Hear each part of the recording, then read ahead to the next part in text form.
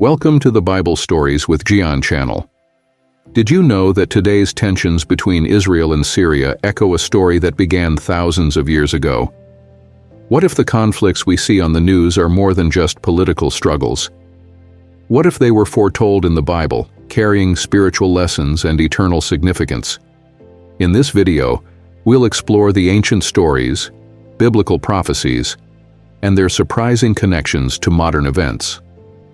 Stay with us to uncover these truths and what they mean for you today. Before we dive in, please support our channel by liking this video, subscribing, and hitting the bell icon to stay updated. Share this with others and help us spread these important messages of faith and prophecy. The Bible is not just a book of ancient stories, it is a guide that connects the past, present, and future. The conflict between Israel and Syria, which often makes headlines, is deeply rooted in biblical history. In the Bible, Syria is referred to as Aram, a region that was home to the Arameans, descendants of Shem, Noah's son, Genesis 10:22.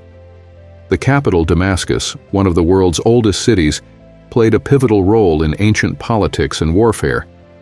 The battles between Israel and Aram were more than struggles over land and power.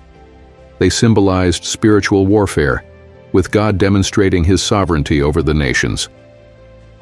One vivid story comes from 1 Kings 20. During the reign of King Ahab, Ben-Hadad, the king of Aram, gathered an army to attack Israel. He demanded Israel's wealth and people, but when Ahab refused, war broke out.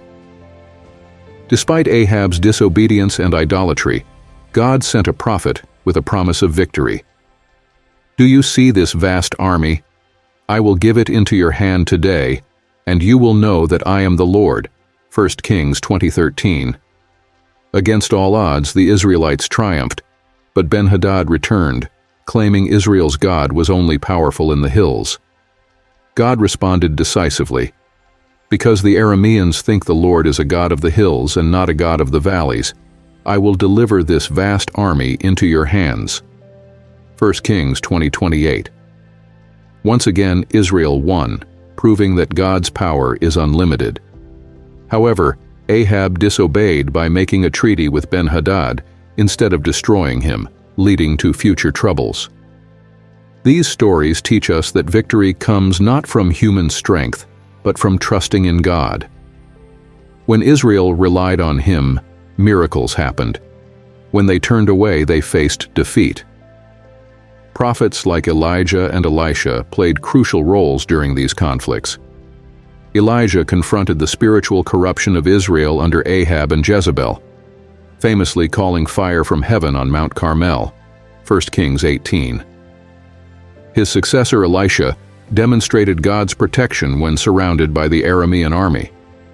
He prayed for his servants' eyes to be opened, revealing a heavenly army of fiery chariots ready to defend them, 2 Kings 6:17. Fast forward to today. The region once known as Aram, now Syria, remains a land of conflict. Prophecies like Isaiah 17:1, which foretold the destruction of Damascus, resonate as we witness the devastation of the Syrian civil war. Could these ancient warnings still hold significance? Jesus also spoke of wars and unrest in the end times. "You will hear of wars and rumors of wars, but see to it that you are not alarmed." Matthew 24:6. These conflicts remind us of humanity's tendency to rely on political alliances and military strength instead of seeking God. But there is hope. The Bible promises a future of peace where nations will no longer war. They will beat their swords into plowshares and their spears into pruning hooks. Isaiah 2:4. As believers, we are called to respond with faith, prayer, and compassion.